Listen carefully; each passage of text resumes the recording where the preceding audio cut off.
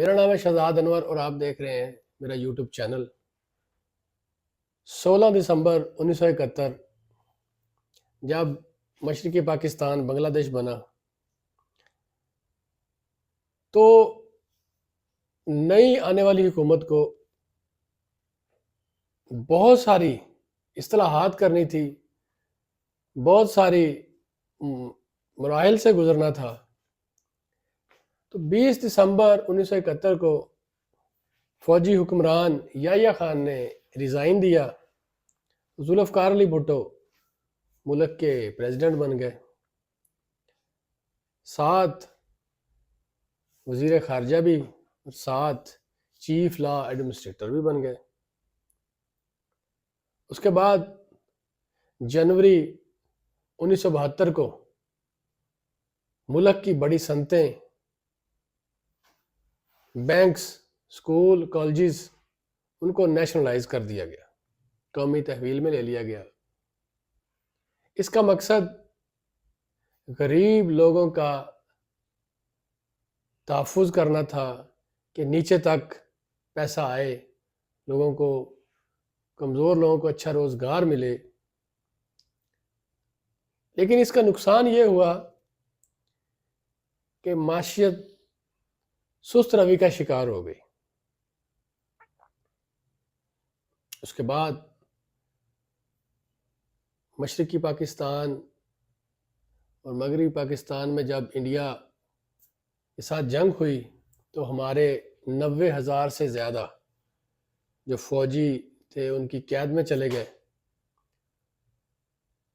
ذوالفقار علی بھٹو نے اس سلسلے میں اپنی سفارتی کوششیں تیز کی۔ بالآخر 2 جولائی 1972 کو ذوالفقار علی بھٹو اور وزیر اعظم اندرا گاندھی کے درمیان ایک معاہدہ سائن ہوا،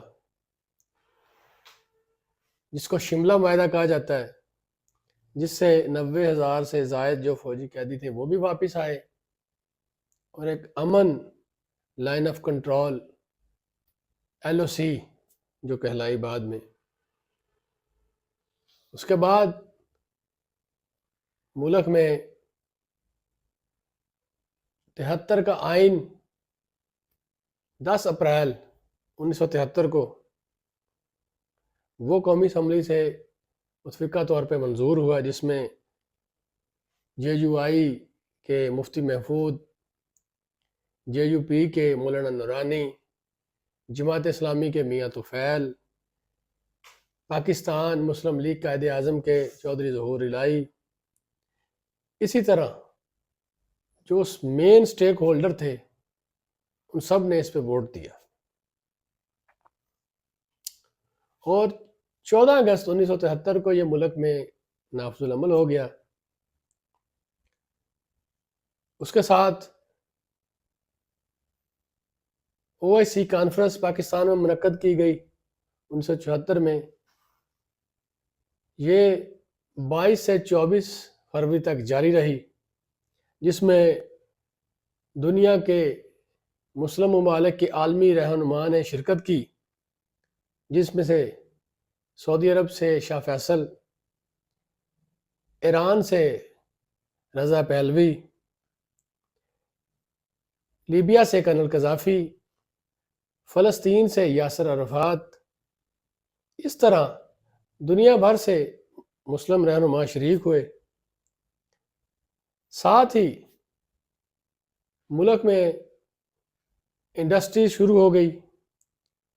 1974 میں روس کی مدد سے پاکستان اسٹیل مل کی بنیاد رکھی گئی، ساتھ heavy industry Taxila, mechanical industry Taxila, national fertilizer corporations, بہت ساری چھوٹی بڑی انڈسٹریز ملک کے طول عرض میں لگی۔ ملک میں ڈیولپمنٹ ہوئی، تربیلا اور منگلہ ڈیم کی توسیع ہوئی۔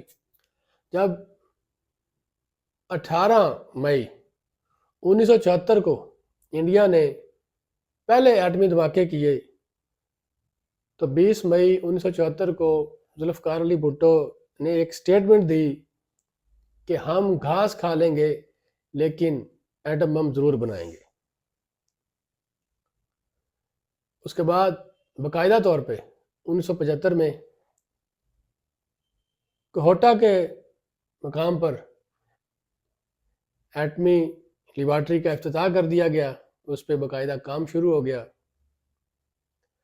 اور ڈاکٹر عبدالقدیر خان کو نیدرلینڈ سے پاکستان لایا گیا کیونکہ وہ بڑے ایکسپرٹ تھے یورینیم کی افسودگی کے۔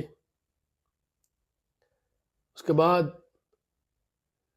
1976 میں بھی بڑی ڈیولپمنٹ ہوئی ملک میں، مزدوروں کے لیے بڑے کام کیے گئے، ان کی ہیلتھ کے لیے بڑے کام کیے گئے، ہیلتھ یونٹس بنے، BHU بنے، RHC بنے۔ اس کے بعد مارچ 1977 کو ملک میں جنرل الیکشن ہوئے، تو ملک کی جو نیشنل اسمبلی کی 155 سیٹیں تھیں، ان میں سے 135 پیپلز پارٹی نے لی۔ جو باقی اپوزیشن جماعتیں تھیں انہوں نے دھاندلی کا الزام لگایا۔ اس کے بعد ملک میں ریلیاں، مظاہرے شروع ہو گئے۔ انہوں 9 جماعتی اپوزیشن اتحاد نے ایک تحریک بنائی، اس کا نام تھا تحریک نظام مصطفیٰ۔ اس کے مظاہروں میں شدت آتی گئی، بات مارشل لاء تک پہنچ چکی تھی۔ ذوالفقار علی بھٹو ان جماعتوں سے مذاکرات بھی کر رہے تھے، لیکن غیر منتخب قوتیں مارشل لاء لگانے کی ایک طاق میں بیٹھی تھی۔ آخر کار ملک میں 5 جولائی 1977 کو مارشل لاء لگا دیا گیا اور مسٹر بھٹو کی حکومت کو ختم کر دیا گیا۔ مسٹر بھٹو کی حکومت ختم ہو چکی ہے۔